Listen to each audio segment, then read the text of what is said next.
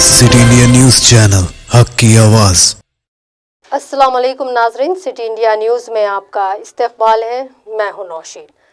नाजरीन, सुलगते मसाइल पर पेश है हमारी आज की ये खास रिपोर्ट। जस्टिस रंजन गोगोई एक ऐसा जज जिसने मुल्क की तारीख में सबसे अहम फैसले सुनाए।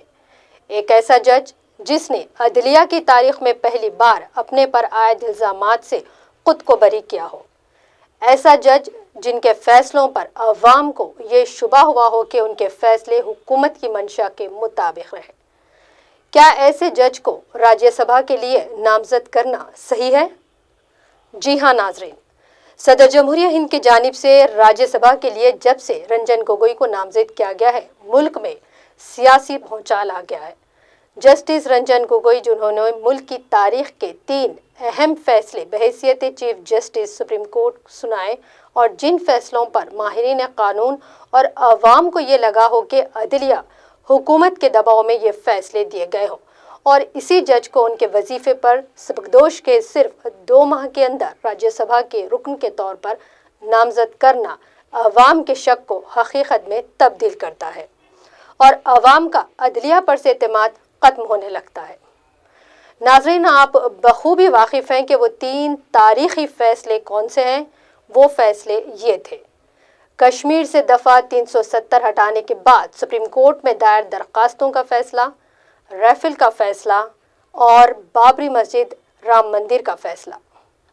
आइए नाजरीन, कानून और दस्तूर के माहिरीन जस्टिस रंजन गोगोई को रुकन नामजद किए जाने पर क्या राय रखते हैं, डालते हैं इसी पर एक नज़र।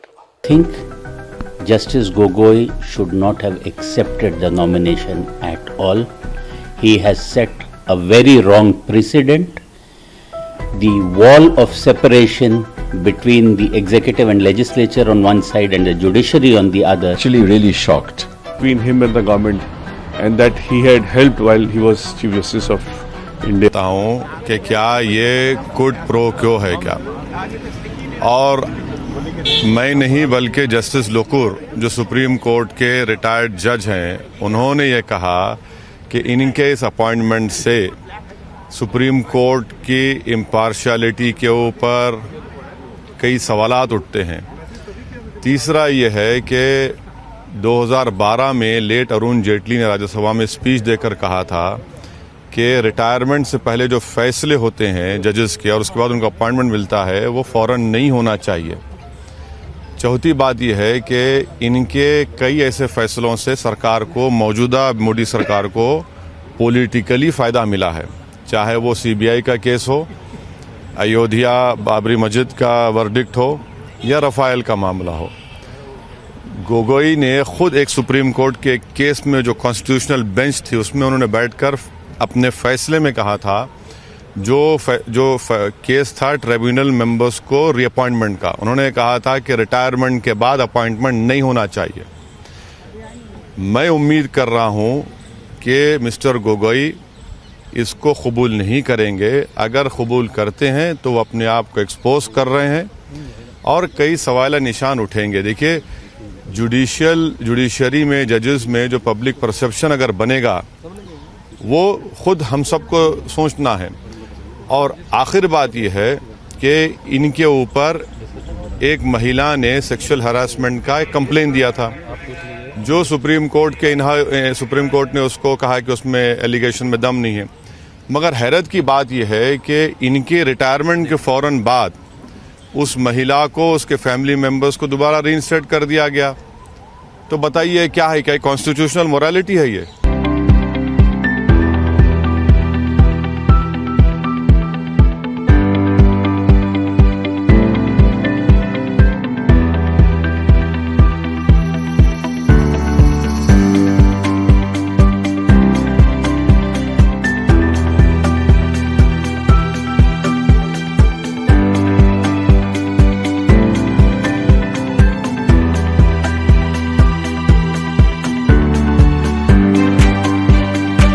ऐसे सुलगते हुए मसाइल पर हमारे तबसरों का मुशाहिदा कीजिए आपके अपने पसंदीदा चैनल सिटी इंडिया न्यूज़ हक की आवाज़ पर।